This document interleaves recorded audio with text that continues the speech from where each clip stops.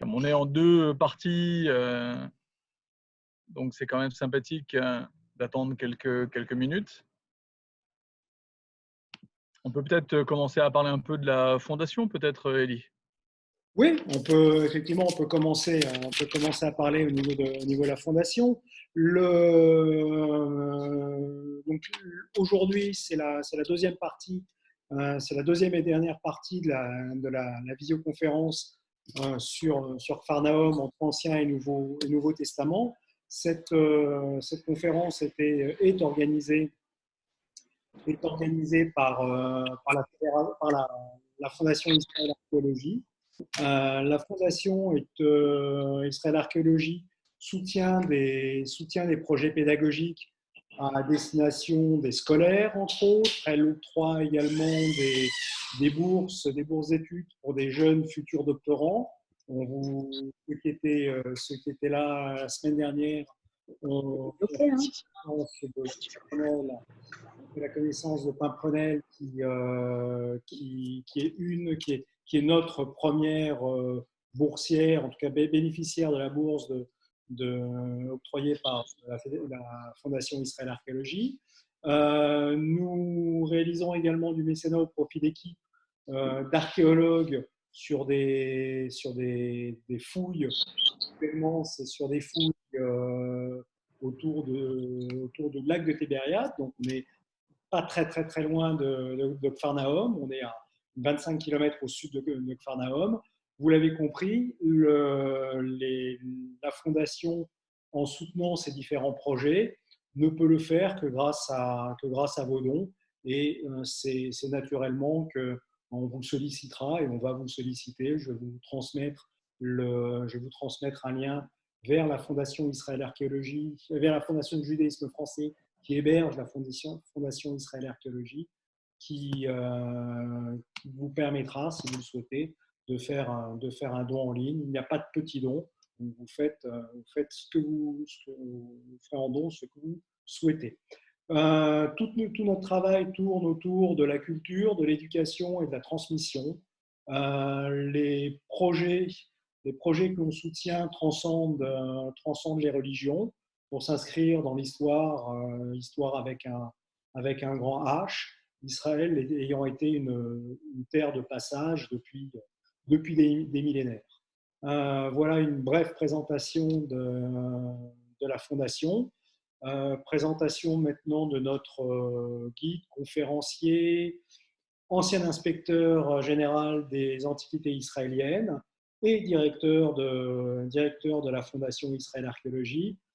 Vous l'avez compris, je parle de David Onona, qui était notre conférencier la semaine dernière et qui poursuit donc cette deuxième partie sur Kfar-Nahom, Ancien et Nouveau Testament. David, je te laisse la parole. Oui, parfait. Donc, bonsoir à tous depuis Jérusalem. J'espère que le son est impeccable. Sinon, Elie, c'est toi, le co-animateur, qui me tient au courant. Et derrière moi, vous voyez la jolie pierre de Jérusalem. On est en extérieur. Il fait très, très chaud en Israël. On a le Shachav, donc un coup de chaleur assez important. On a avoisiné à Jérusalem les 40 degrés. Donc, imaginez un petit peu la chaleur qui tombe sur Israël. Et ça devrait tomber d'ici la fin de la semaine et on devrait revenir à des températures un peu plus clémentes. Et on reprend donc la deuxième partie de notre conférence sur Kfar Nahum au profit de la Fondation Israël Archéologie. Et ce qui me permet tout de suite de faire un petit zoom sympa sur Pimprenel Atlan. Effectivement, dans chacune des fondations du fonds de dotation Memory, aussi bien la Fondation Israël Archéologie que la Fondation Ocean Citizen ou Shoah Mémoire, eh bien, on essaye de soutenir la recherche, les jeunes chercheurs. Comme le disait Elie, on est dédié à l'éducation et à la culture, à l'éducation, à la jeunesse. Et donc, Rivka Atlan, c'est une jeune femme brillantissime, dont le sourire devient une légende.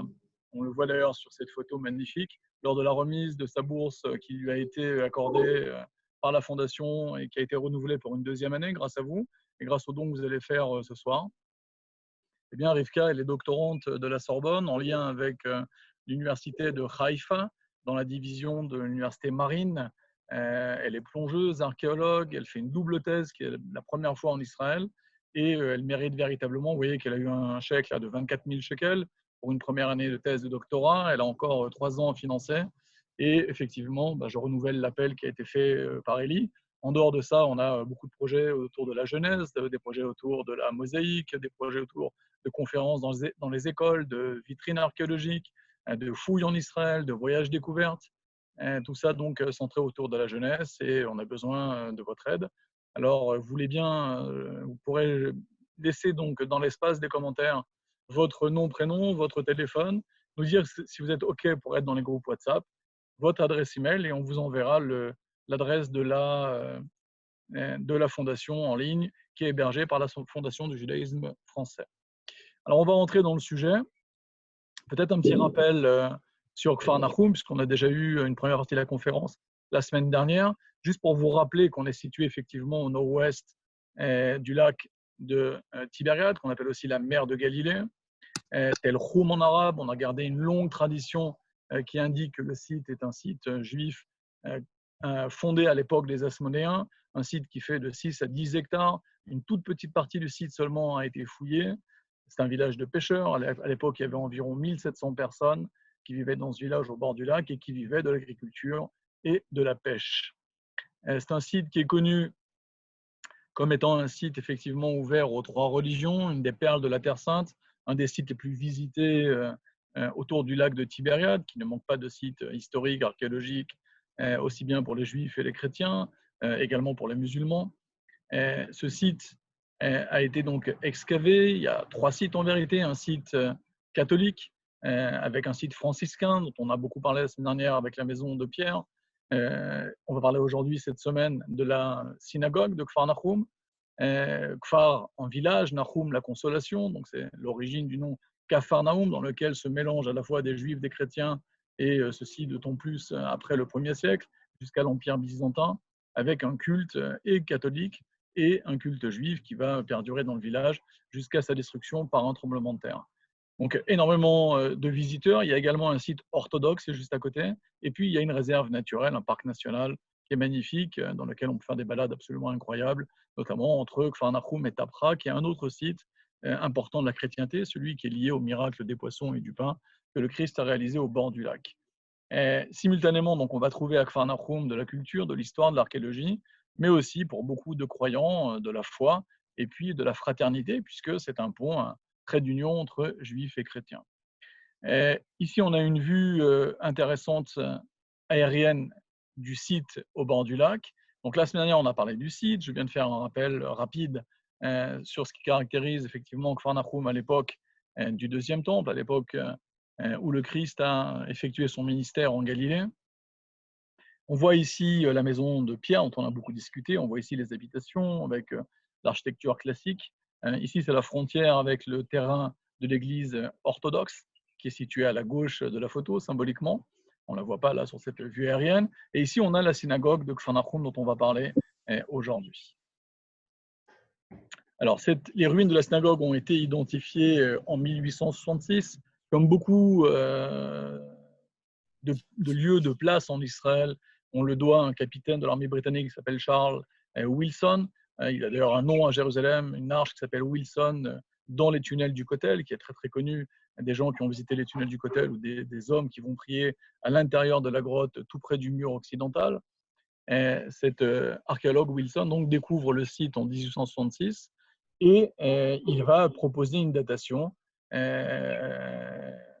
Les franciscains vont acquérir le terrain et bien évidemment les franciscains identifient donc une énorme synagogue. Cette synagogue, on l'appellera, vous le verrez dans un instant, la synagogue blanche, et ils vont tout de suite la relier aux évangiles de Marc, notamment aux évangiles qui mentionnent que le Christ a parlé, il a fait des discours, et pour eux, ils font le site la présence du Christ.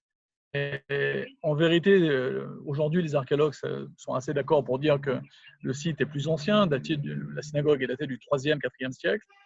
On voit ici les 3 entrées donc, qui donnent vers Jérusalem. Une entrée supplémentaire, parce qu'il y avait une autre pièce qui est encore visible aujourd'hui. Le toit, bien évidemment, est tombé, le 2e étage également, mais on voit encore une partie des pierres qui tenaient le toit et bien sûr une partie des colonnes. Et on a ici une reproduction donc, de la façade et de l'intérieur, avec une particularité sur les bancs de la synagogue. La controverse aujourd'hui est quasiment éteinte. Cette synagogue, donc, elle est datée sur la base, sur les fondations. Il y a bien une synagogue antique antérieure à la synagogue byzantine, et puis par-dessus, il y a une synagogue de l'époque byzantine qui a été élevée sur les fondations de la synagogue précédente, ce qui est le cas dans énormément de sites archéologiques. Cette synagogue a été reconstruite en partie en 1926. Les archéologues ont beaucoup travaillé sur ce site.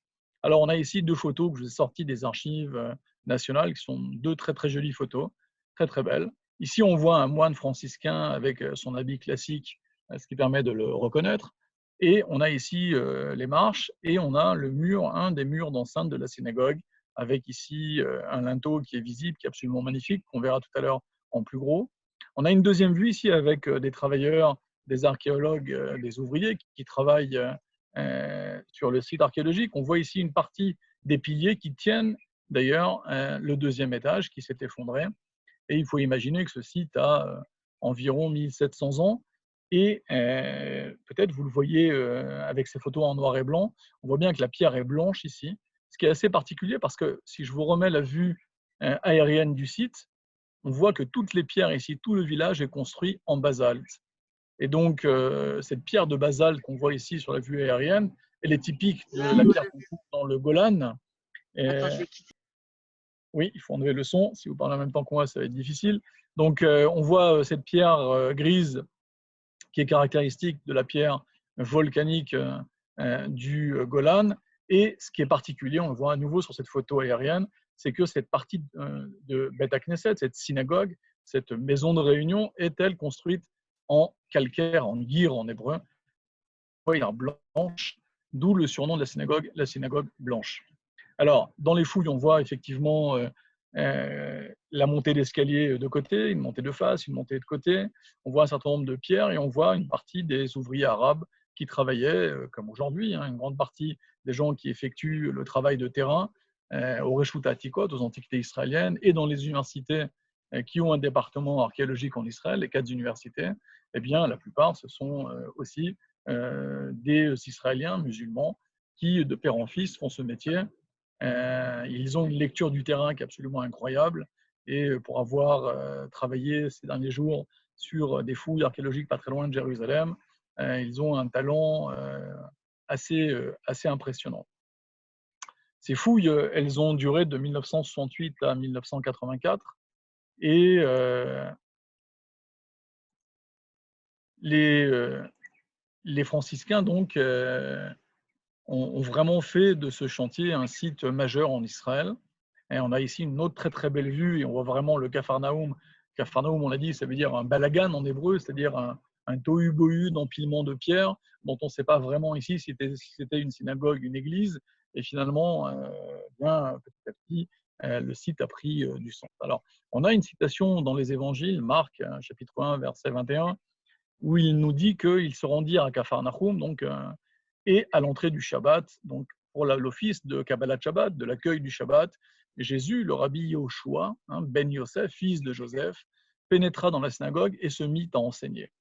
Donc on voit ici qu'il a le Christ, celui qui va devenir le Christ, est un rabbin de Galilée, quelqu'un de notable, puisque quand il arrive dans ce village très important, on a parlé la dernière fois de sa situation géostratégique avec les douanes, avec le fait qu'il est sur la Via Maris, qui nous mène ensuite vers la ville de Damas et ensuite beaucoup plus haut vers la Turquie, puis la Babylonie. Eh bien, cette ville stratégique est importante. Et si on donne à parler à Jésus dans la synagogue et qu'on lui permet d'enseigner, c'est qu'il est un rabbin réputé. Et comme aujourd'hui, quand un rabbin réputé vient dans une synagogue, souvent le rabbin local lui fait les honneurs, on l'assoit à une place d'honneur, et en général, on lui permet de faire l'enseignement du vendredi soir ou le discours de samedi matin. On l'appelle donc la synagogue blanche à cause de cette pierre blanche qui est absolument incroyable, magnifique, ce calcaire. Et c'est assez étonnant parce que c'est assez amusant. Le calcaire est une pierre moins noble que le basalte, moins solide. C'est des sédiments liés à la mer, liés à des végétaux. Et donc, qui lui est d'origine volcanique. Comme autour du lac, on trouve énormément de basalte, dans cette région du lac de Tibériade, eh bien, la pierre naturelle qu'on taillait, c'était la pierre de basalte. Et ils ont utilisé une pierre moins chère, plus répandue dans le reste du pays pour créer leur synagogue. Et du coup, elle devait vraiment, dans le soleil, flasher en étant toute de blanc avec cette pierre blanche. C'est assez amusant parce que ailleurs, on a plutôt utilisé le basalte comme une pierre noble, et pour créer une synagogue, on aurait pu penser qu'on aurait utilisé une pierre plus durable, plus dure, à savoir le basalte. Donc ils ont fait un choix, les fondateurs, ceux qui ont créé la synagogue, d'utiliser une pierre blanche pour sûrement distinguer la synagogue dans le site et la rendre absolument resplendissante au soleil, absolument remarquable sur le site. Les monnaies et poteries qui ont été découvertes sous le sol sont datées du IVe siècle, donc ce qui clôt totalement la discussion des spécialistes. Ça veut dire que si on trouve des monnaies sous une mosaïque, par exemple, et qu'ensuite on a fait le substrat sur lequel la mosaïque est collée, idem quand on va poser, par exemple, un pavement sur le sol de la synagogue, eh bien, toutes les monnaies qui sont trouvées dessous nous donnent une indication exacte. On ne peut plus discuter, et la synagogue ne peut pas être du 6e, du 4e siècle. Mais ça peut, dans le sens, ça ne fonctionne pas. Les fondations d'ailleurs de la synagogue sont en basalte, donc ça atteste la création et l'existence d'une synagogue du 1er siècle antérieure à cette synagogue qui est visitable aujourd'hui, dans laquelle les gens prient, les juifs et puis les chrétiens également. On a assisté avec la fondation, je me souviens, à un office d'une église évangélique avec énormément de chants, de passion, des gens qui étaient transportés. Et pour eux, il faut bien sûr séparer la foi et l'archéologie, tout en restant dans un esprit de fraternité. Eh bien, pour eux, il est évident que dans leur tête, c'est la synagogue dans laquelle le Christ a prêché, alors même qu'en vérité, elles sont empilées l'une sur l'autre. David, Cette synagogue, oui. J'ai une question. Pourquoi les franciscains ont-ils acheté ce terrain? Question de Régine. Alors, on va répondre tout de suite. La dernière fois, on avait dit que Kfar Nahum c'était le 2e site de toute la Terre Sainte, le plus cité dans les évangiles. Donc, ça veut dire plus de 16 fois. Donc, ça montre à quel point la vie du Christ s'est déroulée autour du lac. Son ministère était autour du lac, avec Tapra, Chorazin et Kfar Nahum. Et Kfar Nahum est le site le plus important après Jérusalem pour les chrétiens, pour les catholiques. Et donc, pour les franciscains, acheter le site de Kfar Nahum, l'endroit où on va avoir la maison de Pierre, on en a parlé beaucoup la semaine dernière, donc le premier site de pratique religieuse pour ces juifs qui voient dans Jésus, Rabbi Yoshua, le Messie, eh bien pour eux, c'était un nec plus ultra, et donc ils ont acheté ce site. On avait aussi fait remarquer la dernière fois que, paradoxalement, les croisés n'ont pas adopté, entre guillemets, le site quand ils étaient en Israël, dans le faible espace de temps où les croisés ont été en Terre Sainte. Et le site a été totalement redécouvert au fin du 19e, début du 20e. Ce site est détruit donc en 363 par un tremblement de terre. Il va être occupé jusqu'au 7e, fin du 7e siècle. Et puis ensuite, il va être totalement perdu. Les ruines vont tomber, le temps va faire son œuvre. Et le site va petit à petit disparaître et devenir un site abandonné. Les dimensions de la synagogue sont absolument remarquables pour l'époque. Quand on compare les synagogues antiques, énorme. Aussi, je pense que les gens qui nous suivent connaissent peut-être la synagogue de Masada, qui est une des plus connues dans les synagogues antiques, construite sur le site que Hérode avait fortifié, dans lequel il y a eu le drame du suicide collectif des Juifs qui étaient réfugiés, qui se battaient contre les Romains. Le dernier site a tombé lors de la grande révolte contre Rome. Mais il y a aussi une synagogue magnifique antique à En-Gedi, absolument superbe, avec des mosaïques incroyables. Et il y en a bien évidemment énormément au sud des Samaries. Il y en a au nord de la Samarie, vers Beth Shean, notamment le site de Beth Alpha. Et il y en a énormément dans le Golan. Et tout à l'heure, je vais faire une comparaison entre Kfar Nahum et 2 synagogues qui lui ressemblent au niveau du plan. Donc un rectangle, 24 mètres 40 sur 18 mètres 65, et un plan identique à 2 synagogues, une qui est très proche, celle de Chorazim, qui est aussi un lieu important du sacerdoce et du ministère du Christ en Galilée, qui est à 4 km au nord de Kfar Nahum, qui est un site pour nos amis chrétiens. Et puis une qui est beaucoup plus loin, qui s'appelle la synagogue de Baram. Et cette synagogue de Baram, elle est à la frontière du Liban, donc au nord de la Galilée, quasiment à la frontière du Liban. Et ce qui est très étonnant, c'est que les 2 synagogues le plan est parallèle, et ce n'est pas le seul point de similitude, à la synagogue de Kfar Nahum. On peut imaginer que les architectes et les bâtisseurs, le Kablan, se sont parlé, ou voire même qu'ils étaient en famille, voire même que c'est le même promoteur qui a construit les synagogues. La synagogue de Kfar Nahum, elle interpelle tous les gens qui y sont par sa splendeur, par sa majesté. C'est vraiment un site qui est très, très prenant. Et quand elle a été identifiée, donc on revient un petit peu sur l'histoire de sa datation, et on compare avec la synagogue de Khorazin, puisque j'ai dit qu'il y avait deux sites qui sont des parallèles. Et ici, donc, sur ce slide, on est à Khorazin.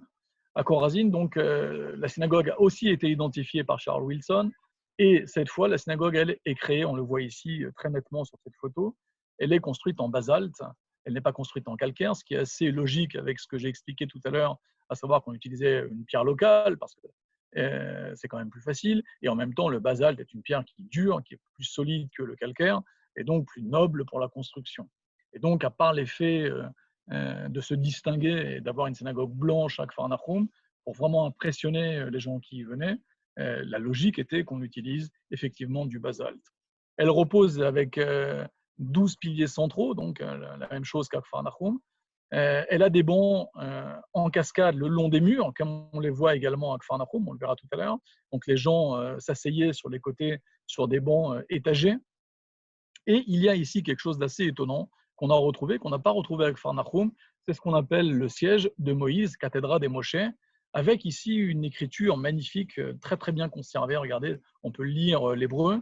Je vous la traduis. Souvenez-vous de la bonté de Yodan ben Ishmaël, qui a fabriqué les piliers et les escaliers avec son argent, et il le partagera donc avec les justes. Et donc, on a la même chose aujourd'hui qui se passe dans toutes les synagogues du monde. Aujourd'hui, quand on veut créer une synagogue en Israël, l'État d'Israël, souvent, ou la mairie, ou la région, subventionne le terrain, et ensuite, c'est à la communauté qui veut édifier son Beth Knesset, sa synagogue, de trouver des donateurs qui vont donner de l'argent pour pouvoir édifier la synagogue. Et quand on est, par exemple, dans la grande synagogue à Budapest, quand on est à Cracovie, dans le cadre de notre activité Fondation Shoah Mémoire, ou d'autres synagogues dans le monde entier, on a souvent une petite plaque avec le nom des donateurs qui ont donné, qui illustre, qui l'Aaron HaKodesh, l'Arche Sainte, et parfois même la synagogue entière.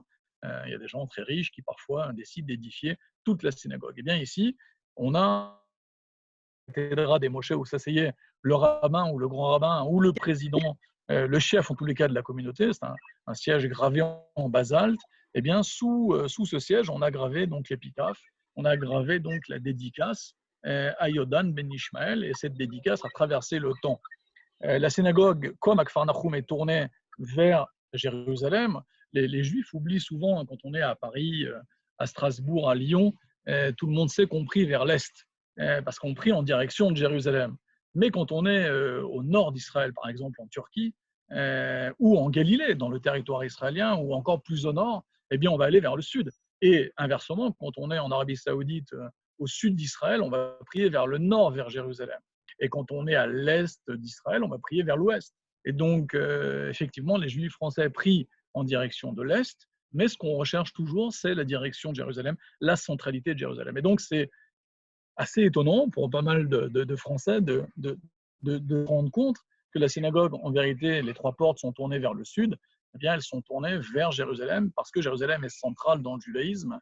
Et de même, quand on est en Israël, à Jérusalem, les synagogues sont tournées vers le mont du Temple, et quand on est vers le mont du Temple, ceux qui ont été au mur occidental, au Kotel, vous avez peut-être remarqué que les Juifs prient un petit peu en biais vers la gauche, ils prient vers le Saint des Saints, l'endroit le plus sacré. Et donc, dans le pays, on prie vers Jérusalem, à Jérusalem, on prie vers le mont du Temple, et quand on est au mont du Temple, on prie en direction du Kodesh HaKodashim, du Saint des Saints. Donc l'ouverture vers le sud nous renvoie à l'importance pour le peuple juif de Jérusalem, et c'est un élément qu'il faut toujours avoir en tête, Jérusalem au cœur du peuple juif. Enfin, il y a deux choses qui sont intéressantes, deux découvertes que j'ai souhaité mettre en avant. On a trouvé deux caches dans cette synagogue de pièces antiques, une fois 400 pièces et une fois 1500 pièces, toutes datées du début du IVe siècle. Et pour ceux, je me rappelle qu'avec la Fondation, on a guidé la synagogue de Gamla, et on a guidé également avec la Fondation la synagogue de Katsérine. Et à Katsérine, quand on avait levé sous l'Arche Sainte, le Aron HaKodesh, la pierre qui était la pierre de fondation du Aron HaKodesh, sur lequel il y avait sûrement une armoire sainte en bois d'olivier, parce que c'est ce qu'on faisait à Katsérine, c'est aussi ce qu'on cultivait également beaucoup aussi en Galilée, l'olivier, l'olive. Eh bien, dessous, on avait retrouvé aussi un trésor, ce qui permet de penser qu'au moment de la conquête arabe, les Juifs se sont dit qu'ils allaient vivre des moments difficiles déjà, et ils ont vraisemblablement réuni le trésor du village et ils l'ont caché dans la synagogue. On apprend une deuxième chose de ce trésor qui a été retrouvé dans la synagogue, quelque chose d'assez émouvant. C'est difficile avec Zoom parce que je ne peux pas vous poser la question, donc je vais la poser et je vais y répondre, je ne peux pas entendre vos réponses. Comment se fait-il, qu'est-ce qu'on apprend du fait qu'on a trouvé 400 et 1500 pièces et que les archéologues les ont retrouvées donc, dans les années 1870-1900 au moment des fouilles? On apprend quelque chose de très fort, c'est que les Juifs qui ont caché ces pièces, pour une raison qui est liée ensuite au départ de la Terre Sainte, soit ils sont partis comme esclaves, soit ils ont été tués dans des combats, eh bien, ils ont sûrement transmis à leurs enfants ou descendants la cache de ces pièces. Et ce que les archéologues comprennent, et ce que vous comprenez aussi maintenant, c'est que ces enfants, ces descendants, ne sont jamais revenus en Terre Sainte et personne n'est allé sortir le trésor du village. Et l'information s'est perdue jusqu'à que les archéologues juifs, avant même la création de l'État d'Israël, viennent et retrouvent ces pièces. Voilà. Et donc, quand on trouve une cache de pièces dans une synagogue antique qui a été cachée soit au moment de la révolte contre Rome, la première, soit au moment de la révolte contre Adrien, soit à l'époque arabe, soit à l'époque croisée, eh bien, on imagine que les Juifs ont voulu cacher pour ne pas donner à leurs ennemis accès à leurs richesses, pour essayer aussi de revenir plus tard et de se reconstruire, de reconstruire une communauté avec cet argent. Et quand on retrouve ces pièces, ça veut dire que personne n'est venu les chercher. Ça veut dire que malheureusement, les Juifs ont été empêchés de revenir. Quelque chose d'étonnant dans cette synagogue de Chorazin aussi, et je fais le parallèle aussi avec Kfar Nahum, c'est qu'on trouve sur une des pierres de basalte cette sculpture. Et on peut y voir deux choses. Alors, il y a des archéologues qui voient un lion avec une crinière ici, et puis les yeux, le nez et la bouche du lion. Et on peut y voir aussi une méduse de la mythologie grecque, ou le dieu Hélios, le dieu du soleil. Et donc, on peut être étonné de voir que les archéologues, quand ils ont vu, quand ils ont découvert ce linteau avec ce visage gravé, eh bien, au début, ils parlent de lion de la tribu de Juda, puis petit à petit, on parle de méduse de la mythologie grecque, et puis après, on parle du dieu Hélios, qu'on va retrouver sur des mosaïques antiques. Et ce qu'on peut en retenir par rapport à ces Juifs qui ont vécu en Galilée à cette époque, c'est une énorme ouverture au monde de l'art, et c'est comme ça qu'on doit comprendre cette création, parce qu'ils n'ont pas hésité dans leur synagogue à braver dans des 10 commandements qui est de « tu n'auras pas d'autre Dieu que moi et tu ne feras pas d'image ». On ne doit pas représenter d'être humain, d'image, de Dieu dans les synagogues. Et là, ils l'ont fait à titre artistique, hein, ça n'est pas un culte, personne n'a prié ou avoué un culte à ce linteau avec cette tête, mais je trouvais ça assez intéressant à une époque où parfois l'intolérance règne en maître et où on se jette des anathèmes, de voir que les Juifs de l'époque, eh bien, pour des raisons artistiques, on peut aussi y voir, moi je ne veux choquer personne, un lion de Judée, eh bien, n'ont pas hésité à prendre un risque, tout ça pour l'embellissement de leur synagogue, ce qui est dans le judaïsme quelque chose d'important. On parlera de l'art dans un petit moment. L'autre synagogue avec laquelle je fais un parallèle, c'est la synagogue de Bahram. Je vous encourage, hein, pour tous les gens qui nous écoutent. Ah, oui. Une question. Oui, une question. On repart sur les pièces. Est-ce que ces pièces ne pouvaient pas être simplement des dons faits à la Kehila? Alors, c'est une très bonne question. Je vais répondre de manière un peu lapidaire et rapide. Je vais faire deux réponses. La première, non, parce que les dons qui étaient faits à la Kehila, ils servaient pour les pauvres, ils servaient pour les indigents, ils servaient pour les jeunes filles à marier, pour acheter des dots, et surtout pas pour faire un trésor aussi important de 1500 et 400, de 1900 pièces. Et la deuxième réponse, il y a tellement d'argent ici que c'est vraiment le trésor de toute la communauté. Personne seul ne possédait un tel trésor. Et donc, voilà les deux réponses, les deux éléments de réponse que je peux faire. Si on avait retrouvé 3-4 pièces dans un tronc, on aurait pu penser effectivement, comme la personne qui a posé la question, que c'était les dons faits au temple, à la synagogue en l'occurrence. Mais pour les archéologues, c'est autre chose. C'est vraiment le trésor des habitants qui, devant une menace, se sont mis d'accord pour enfouir, pour cacher ces pièces dans un endroit. Elles étaient cachées d'ailleurs, elles n'étaient pas dans un tronc. Donc voilà l'élément de réponse. Alors l'autre synagogue, vous voyez, elle ressemble énormément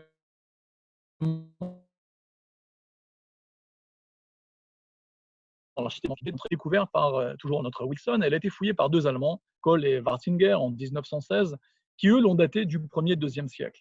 Ce qui laisse à penser que Akfar Nahum, la synagogue qui était du 1er siècle, dont on voit encore les fondations en basalte sous le calcaire, devait ressembler trait pour trait à celle de Bahram et celle de Chorazin. Et donc la synagogue ensuite byzantine qui a été élevée sur ce site quelques siècles plus tard, elle a respecté exactement le plan de la synagogue de Bahram, de la synagogue de Chorazin, et donc le plan de la synagogue antique de Kfar Nahum, celle qui a précédé la synagogue que l'on connaît aujourd'hui. Là aussi, on a trouvé des pièces à cet endroit, et cette fois, ce sont des pièces pour la chance. On n'a pas trouvé le trésor là-bas, donc ça répond aussi un peu à la question. Sous les mosaïques, on trouve des pièces. On est parfois obligé de les chercher au détecteur de métal pour conjurer la chance. Et souvent, pour la bonne chance, on mettait dans les jointures des murs ou sous les sols des pièces. On a encore je me souviens d'un ami, quand il m'avait montré sa nouvelle voiture, j'avais trouvé plein de pièces de monnaie sous le sol de la voiture. Il m'a dit que c'était une coutume dans sa famille.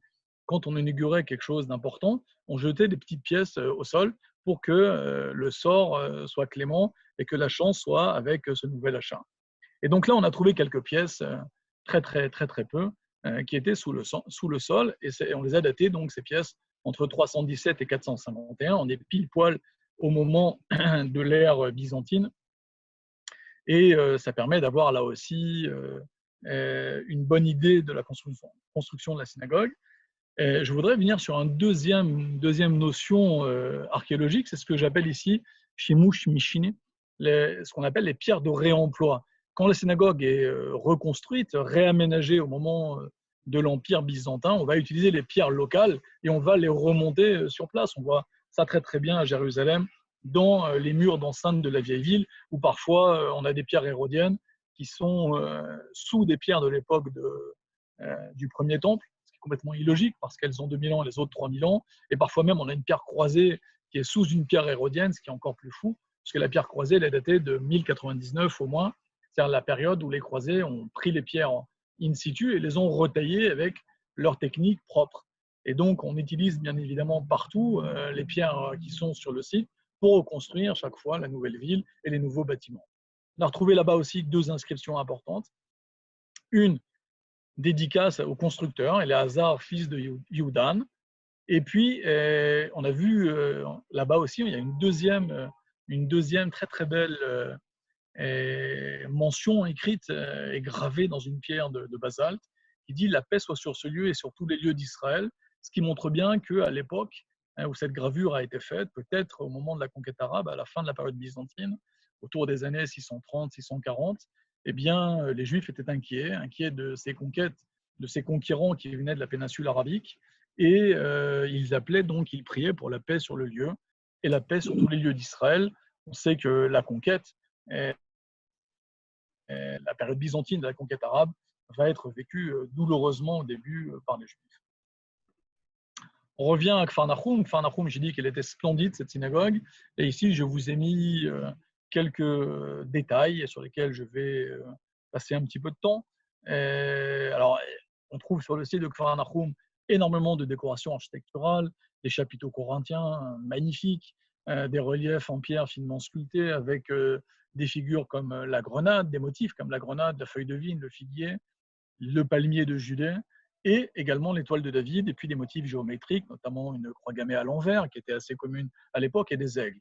Alors là, j'ai choisi de présenter ici, sur cette slide, plusieurs exemples. Je vais commencer peut-être à droite avec le palmier de Judée, qui vous rappelle peut-être ma conférence précédente sur le demi-cycle d'argent, et cette pièce que les Romains avaient frappée après la chute du deuxième temple, sur lequel on voit à l'ombre d'un palmier une juive captive debout et conquérant. Et ce Romain est adossé, il s'appuie sur un palmier dattier qui était le symbole de la Judée, l'une des 7 espèces de fruits d'Israël. Et la Juive est captive au pied du palmier. Et donc, à l'entrée de Kfar Nahum, à l'entrée principale de la synagogue, on a 2 palmiers de chaque côté de l'entrée, absolument magnifique, emblème de la Judée, en rappel, c'est la date en hébreu que l'on célèbre à Rosh Hashanah, qui est le miel dont on parle dans la Bible, c'est souvent le miel de date, ce fruit qui est extrêmement sucré, très calorique et qui est très très apprécié, et bien évidemment par tous les gourmands et les gourmets. Ce deuxième détail, c'est peut-être l'arche d'alliance. C'est un des éléments les plus importants de Kfar Nahum. On sait que quand les enfants d'Israël, nous dit la Bible dans Shemot, quittent la Judée, quitte l'équivalent aujourd'hui de la Jordanie et qu'ils s'apprêtent à traverser le Jourdain, ils rentrent avec l'arche portative. À l'intérieur, il y a les 10 commandements, ceux qui ont été brisés, les tables de la loi, brisées par Moïse et celles ensuite qu'il a réécrits. Il y a également le bâton de Moïse dans cette arche d'alliance. Il y a un certain nombre d'éléments qui sont décrits par nos sages.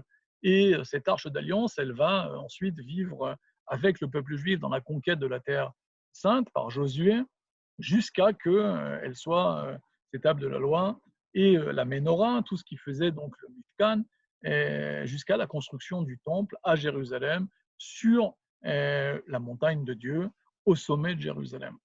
Et donc ici, on a une représentation d'un chariot avec, vous le voyez, des roues, et beaucoup d'archéologues y voient ici l'arche d'alliance. Et donc, c'est une des découvertes les plus importantes de Kfar Nahum. Le motif de la Magen David, je l'ai déjà dit dans plusieurs conférences, est un motif du judaïsme assez tardif, 19e, 20e siècle, au sens où ce n'est pas un motif juif exclusivement. On le trouve énormément dans des décorations et des motifs architecturaux chez les musulmans, également chrétiens. Et donc, c'est devenu, malheureusement, avec la Shoah, le signe distinctif, avec la couleur jaune, qui était la couleur jaune de la rouelle, le signe distinctif des Juifs.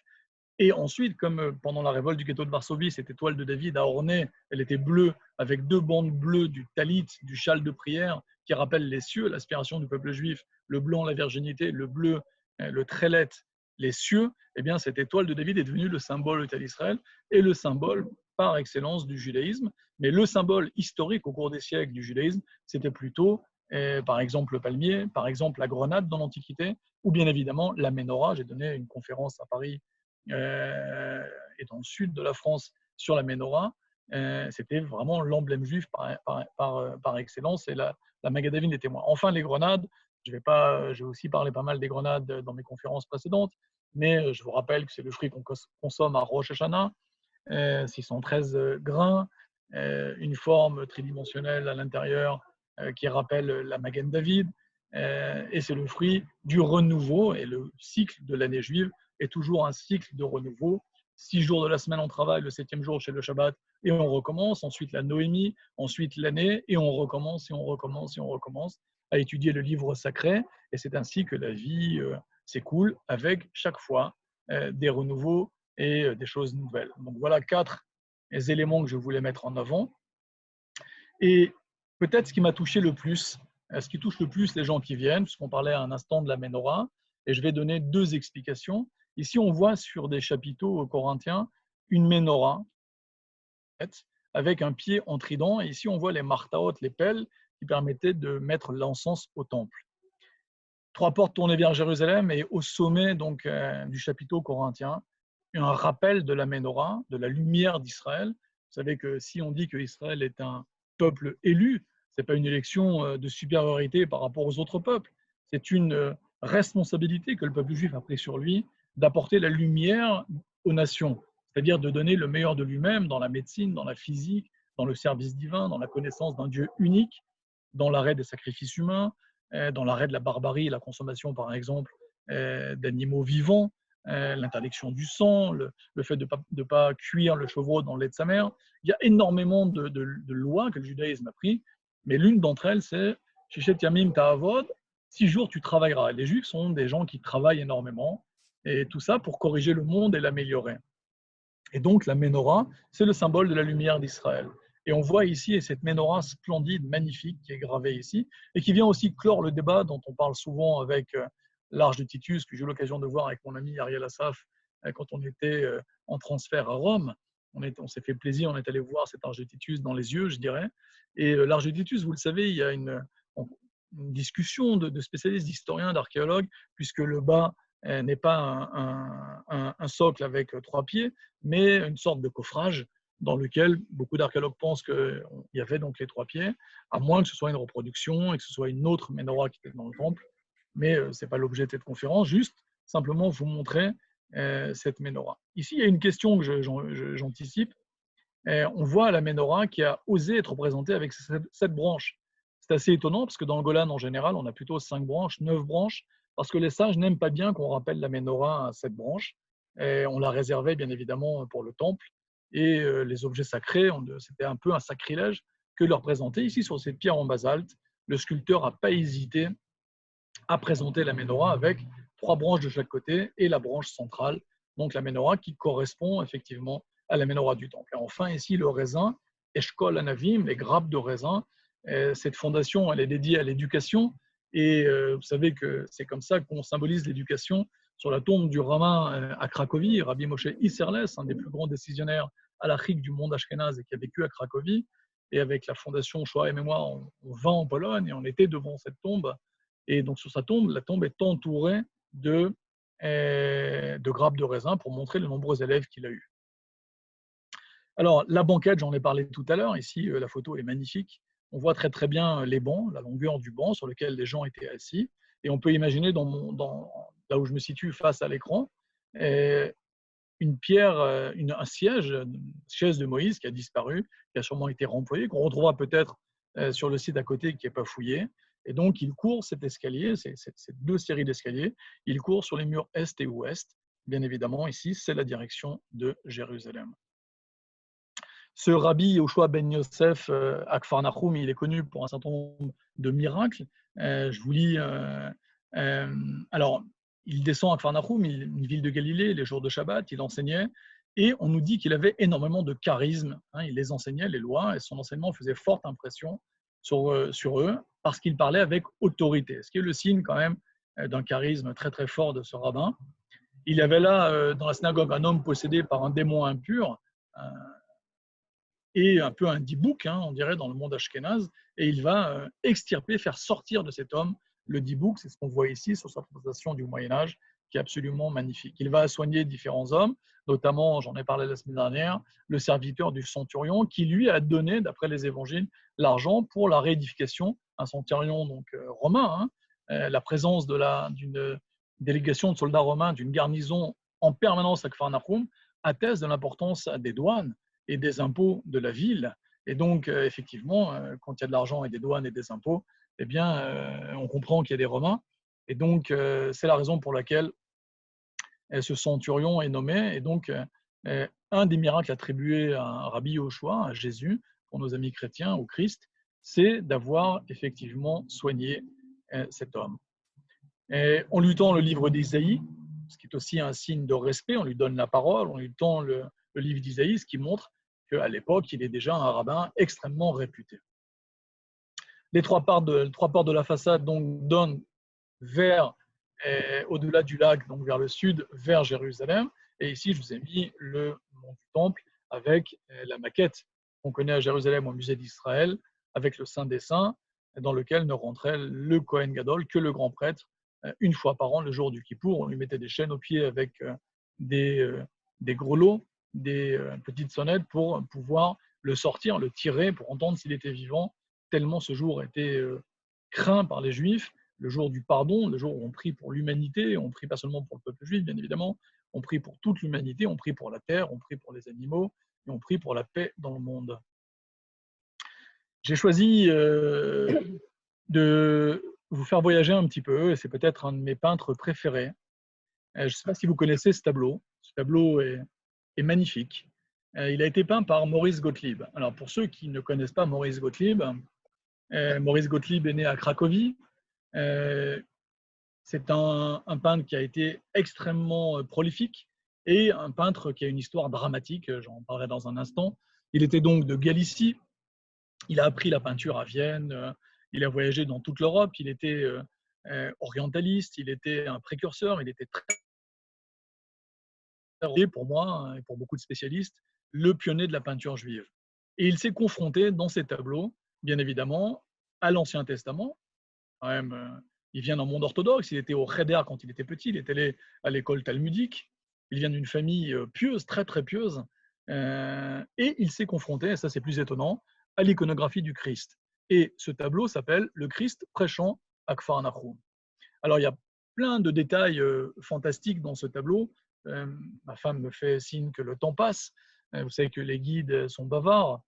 Mais je voudrais quand même montrer deux, trois choses. Première chose qui est étonnante dans le tableau, le Christ est tête couverte. Il ressemble au rabbin de Cracovie. Regardez à côté, on voit le chef de la communauté, ou peut-être le rabbin qui l'accueille. Il a les deux mains levées vers le ciel, comme le décrivent les sages de la Bible, à savoir les Juifs priaient toujours les mains ouvertes vers le ciel. Il a un talit, un châle de prière avec les bandes ici noires, typiques des Juifs. Il est en tenue de sniout. Et dans la synagogue, on a ici un clin d'œil, je vous le montre. C'est le centurion romain qui a financé, qui s'intéresse donc aux enseignements du Christ, qui vient le voir pour soigner son serviteur. On a des Juifs ici, il a représenté ici un Juif qui serre les mains comme les chrétiens, comme la prière chrétienne, donc une ouverture de Gottlieb absolument hallucinante. On a un deuxième étage ici avec les femmes. Et cette jeune femme-là, elle a une histoire que je raconterai dans un instant.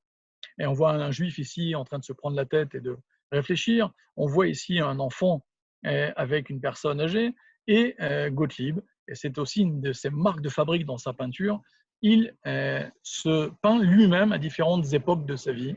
Et donc, on peut imaginer que le Christ ici, c'est un autoportrait. Ce garçon, ce serait aussi un autoportrait, là aussi également. Peut-être ce vieil homme, c'est comme ça qu'il s'imagine, ou c'est son père.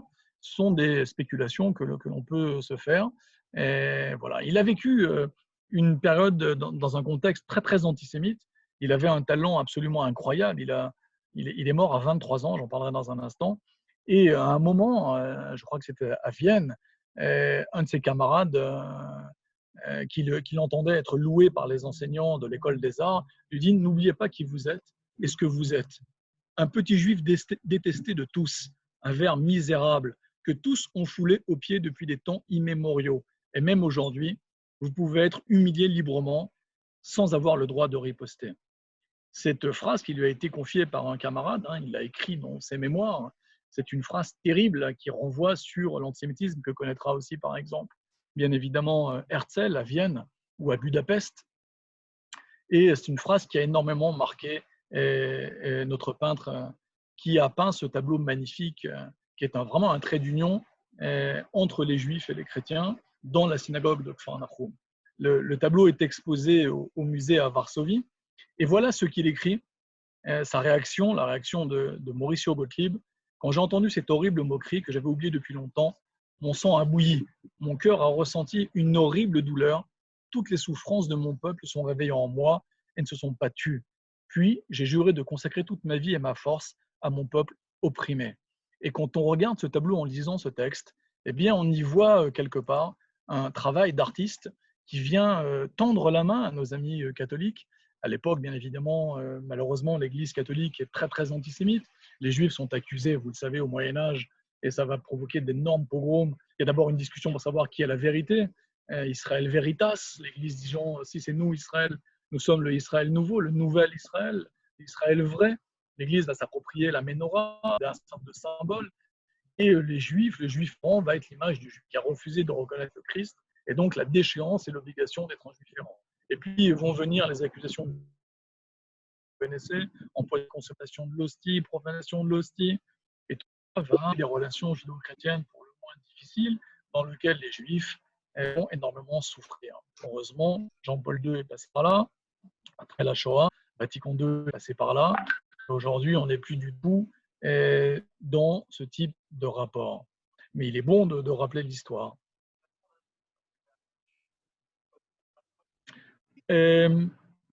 Donc, quelques détails ici que j'ai montrés. Le centurion, je vous en ai parlé. Et je voudrais, puisque je parle de réconciliation entre les deux peuples, Il dit ceci: « Quand j'ai fréquenté l'école d'art, mon corps était plein à craquer d'amour pour la peinture et mon âme était envahie par toutes les beautés et la noblesse qui m'entouraient, à tel point que j'ai cru proactivement que le mur qui me séparait des autres peuples était tombé, que le monde entier m'était ouvert, que j'étais un frère et un ami de toute l'humanité, que rien ne nous distingue les uns des autres, que nous sommes tous fils d'un même Père. Oui, un seul Dieu nous a tous créés. » Ce sont des paroles très, très fortes, très humanistes, très avant-gardistes pour un jeune homme dont je vous rappelle, il avait 23 ans. Son tableau le plus célèbre, vous le voyez ici, c'est Yom Kippour. À 23 ans, après 100 œuvres, il se laisse mourir. On dit qu'il est sorti dans au Cracovie. Il est d'ailleurs enterré à Cracovie. J'ai été avec Karen Baer, Karen Bloch, qui nous regarde sur sa tombe d'ailleurs, avec pas mal de groupes également à Cracovie. Et il était fiancé à une femme qui s'appelait, une jeune fille qui s'appelait Laura Rosenfeld, qu'on voit ici. Et malheureusement, les parents Rosenfeld, dont promesse d'engagement, on voit ici la tombe de Gottlieb, et cette jeune fille qu'il a peint ici également, eh bien, elle a été mariée de force à un banquier allemand, et tragiquement d'ailleurs, elle est morte à Auschwitz. Lui n'a pas survécu à ce mariage forcé, à cette trahison, et il en est mort. Et il a laissé un legs. Je vous lis également ce qui, à mon sens, est un legs majeur. Comme j'aimerais éliminer tous les préjugés contre mes pauvres coreligionnaires, donc il parle des Juifs, comme j'aimerais extirper la haine de ce pauvre peuple, comme j'aimerais provoquer la réconciliation des Polonais et des Juifs, car l'histoire des deux est une histoire de souffrance. La Pologne avait été occupée, vous vous rappelez, par la Hongrie, par l'Autriche, par la Russie, par l'Allemagne, donc un peuple aussi qui a énormément de souffert. Certes, il est présomptueux de ma part de penser que je voulais être un tel apôtre, mais c'était son but, c'était vraiment son legs. Et si je n'ai pas la force d'atteindre ce but final, ce noble objectif, que la sympathie que mes compatriotes ont pour moi, parce qu'il il est reconnu en Pologne aujourd'hui comme un énorme peintre, comme un très très grand peintre, et les rapports de ma personnalité dans la presse polonaise témoignent qu'à tout le moins, je suis sur la bonne voie pour le réaliser. Vous l'avez vu, il était assez optimiste sur ce que serait le devenir des rapports judéo-polonais. L'histoire lui a donné tort, malheureusement, même si aujourd'hui on travaille énormément à réconcilier les deux peuples. Et Jésus donc est regardé en tant que juif, c'est ça à mon sens un message très très fort, un message moral, universel, humaniste. Et je vous ai fait un deuxième clin d'œil ici, c'est le Christ avec une auréole et des téphilines qu'il porte au bras. Et l'auteur est un autre très très grand artiste juif, vous avez reconnu ici Chagall. Donc il le représente comme un homme et pas comme un dieu, c'est ici la différence entre le judaïsme et l'Église. Et là aussi on voit le feu qui dévore le shtetl, l'échelle de Jacob, les Juifs obligés de fuir, et le parallèle entre les Juifs qui souffrent, les chrétiens qui ont été persécutés par les Romains, les chrétiens qui ont souffert, et ce Juif qui doit normalement être le trait d'union entre les deux religions, entre chrétiens et Juifs. Voilà, on a terminé. Je réitère ma demande que je vous ai faite tout à l'heure. On va poser quelques questions et je compte sur vous pour laisser en commentaire vos coordonnées. Et comme l'a dit Élie en introduction, même un petit don peut faire de grandes choses. Et donc, je compte sur votre générosité. Élie, tu m'as passé une ou deux questions. J'espère que je n'ai pas été trop long et que vous aurez à cœur de venir découvrir Kfar Nahum avec la Fondation Israël Archéologie en Israël. C'est très fort de le voir in situ. Et on reparlera bien évidemment de Chagall. Je vous ai montré un tableau de Chagall dans lequel il représente le Christ. Il y en a des dizaines et chacun d'entre eux mériterait une conférence en soi. Merci de votre écoute et je vais répondre aux questions. Merci David. Si vous avez des questions, merci d'utiliser la zone conversation, converser pour pouvoir y répondre, pour pouvoir poser votre question. Je n'ouvre pas les micros, on est nombreux et c'est un brouhaha incessant dès qu'on ouvre les micros. Karen, si tu as reçu des questions qui t'ont été adressées directement, moi je n'ai pas vu d'autres que celles que j'ai déjà posées. Karen? Oui, oui. Alors en fait, s'il y avait une question plus haut de Shirley qui demandait. Ah non, excusez-moi. Il y a quelqu'un qui demandait. Donc c'est qui demandait si le Kohen Gadol n'avait on avait des rimonymes à ses pieds. Alors oui, il avait des rimonymes, des clochettes, des rimonymes. Souvent, donc, on trouvait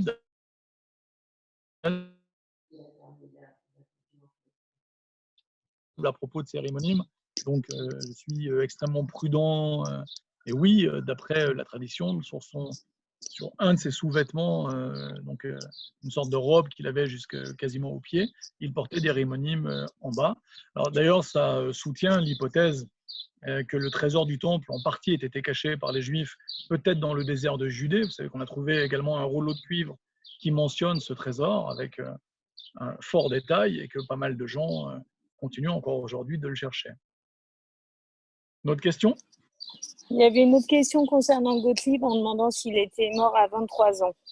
Il est mort, oui, à 23 ans. Il s'est laissé mourir, hein, c'est quasiment un suicide. Il s'est, dit-on, roulé dans la neige en hiver en étant très peu habillé. Il a pris une pneumonie et il s'est éteint d'une pneumonie, complètement désespéré par le fait que sa promise, hein, sa fiancée, puisque la fiancée avait été faite, le vort avait été conclu, comme on dit en yiddish, a été marié de force à un banquier allemand et ça a été le grand drame de sa vie. Je vous ai montré dans 2-3 peintures hein, l'amour qu'il avait pour elle et ces traits ici qui sont magnifiques de cette fiancée qu'il a peint à plusieurs reprises dans beaucoup de ses tableaux. Il a peint près de 100 tableaux d'ailleurs. Hein. Voilà. D'autres choses? Et je crois que Michel Ada avait quelque chose à dire, à demander, je crois. On peut peut-être ouvrir le micro de Michel.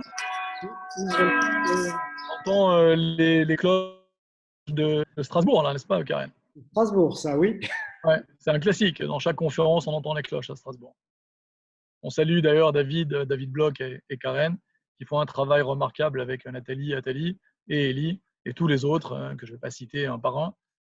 J'ai vu que Karl était en ligne, j'ai vu que Suzy Boziz était en ligne, et tellement d'autres amis, et je vous salue tous vraiment du fond du cœur. Alors, quelle est l'autre question?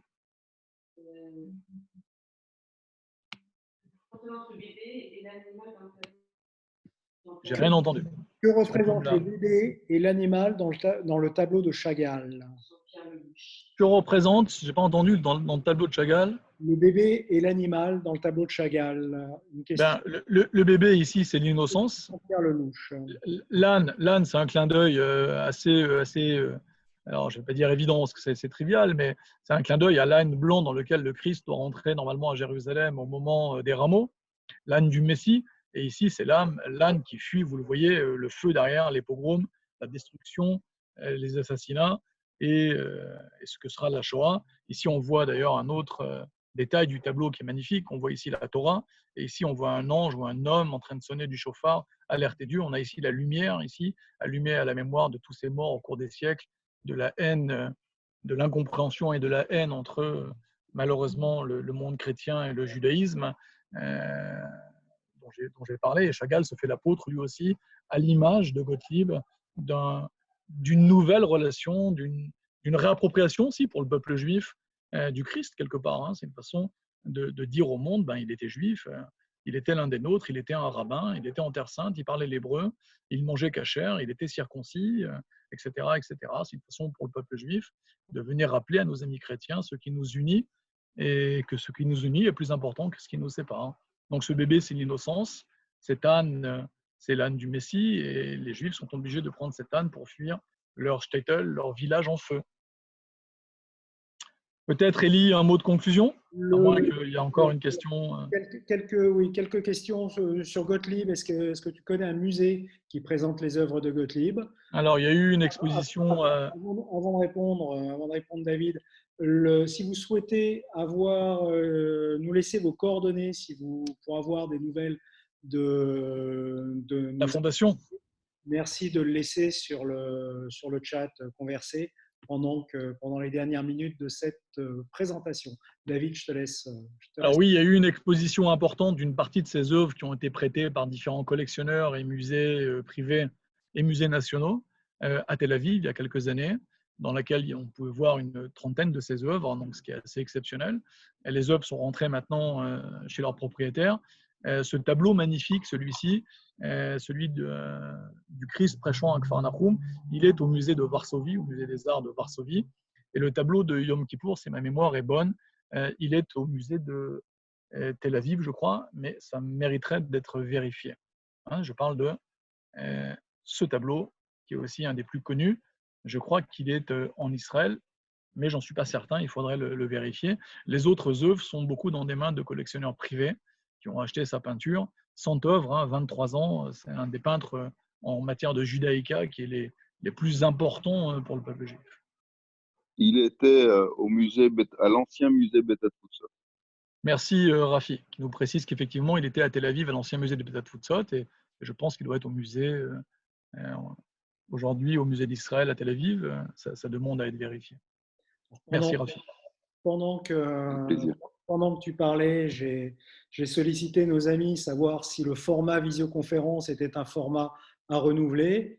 Et j'ai une très bonne nouvelle pour toi, David. Ça va être à renouveler parce que ça a été. Il y a plébiscite, il y a plébiscite en la matière. Ben, écoutez, c'est gentil. Pour le guide que je suis, est plutôt habitué à parler devant du public qu'à parler devant un écran. Donc, je confirme ce que nous a dit. Il était à Beth Atfutsot et aujourd'hui, il est au Tel Aviv Museum Art, donc à Tel Aviv. On peut voir de Yom Kippour, qui est vraiment super, magnifique, dans lequel je pourrais aussi, à l'occasion d'ailleurs, faire une conférence plutôt dans le cadre, peut-être on peut faire une spéciale sur Gottlieb, et sur la Shoah et sur l'art, et on va réfléchir à ça. C'est un peintre qui me passionne énormément. Et donc, je suis content de savoir que ça vous plaît. C'est sympathique toujours de mettre un petit message en WhatsApp. J'avoue que ça me fait toujours plaisir et puis ça permet de progresser. C'est difficile de parler devant un écran, mais je fais de mon mieux et je vous remercie de vos remerciements et de nous suivre si nombreux. Merci. Bon, on va mettre fin à cette visioconférence. Merci de nous avoir suivis aussi nombreux pour cette deuxième partie. Merci David pour reprendre les messages topissimes comme toujours. C'est excellent. Donc, on a hâte de vivre la prochaine. Merci à vous. Et juste un appel aux volontaires. On a besoin de bonne volonté. Alors, de l'argent, ça aide énormément. On a besoin de gens qui se passionnent de communication, de gens qui sont passionnés d'éducation, qui sont prêts à parler avec des écoles, à nous mettre en contact avec des directeurs d'école pour pouvoir monter des campus l'été pour des jeunes, avec des fouilles archéologiques, avec une visite du pays sur les pas des 3 religions, dans le respect des valeurs de la Fondation Israël Archéologie. Et donc, je fais un appel aux volontaires. On a besoin de gens en matière de graphisme, on a besoin à terme d'imprimeurs. Vous avez la possibilité de faire tout ça dans le cadre, bien évidemment, du mécénat culturel, avec des avantages fiscaux. Et vous pouvez vous mettre en rapport avec Elie Attali. Elie va laisser encore un petit peu ouverte la session. N'hésitez pas à nous dire si vous avez des compétences. C'est vrai qu'on a besoin de financement parce que le nerf de la guerre pour une fondation, c'est du financement. Il n'y a pas de petits dons, 10, 15, 20, 50 euros. Ça fait derrière des grandes rivières. Mais on a aussi besoin de compétences. Et parmi vous, il y a plein de gens qui ont des compétences. Et c'est l'occasion pour moi de remercier tous les gens qui font du bénévolat. Je pense à Alexandre, je pense à Sarah Novak, je pense à Isabelle Fontaine, je pense à Frédéric. Je vais en oublier, donc ils vont se fâcher. Je pense à William, je pense à plein de gens, à Caroline qui fait un travail fantastique, à Jean-Luc Darmon, Ilana, et tellement d'autres. Ne m'en voulez pas si je veux Karen et David Bloch qui nous soutiennent énormément. Donc voilà, merci du fond du cœur. Toda Rabba et Shalom à tous. Merci à vous et à très bientôt. Vous serez informés des prochaines actions de la Fondation par WhatsApp et par les mails si vous avez laissé vos mails. Merci. Je laisse encore quelques instants la conférence. La session ouverte pour vos coordonnées. Merci à tous. Récupérez vos coordonnées. Merci à tous et à très bientôt.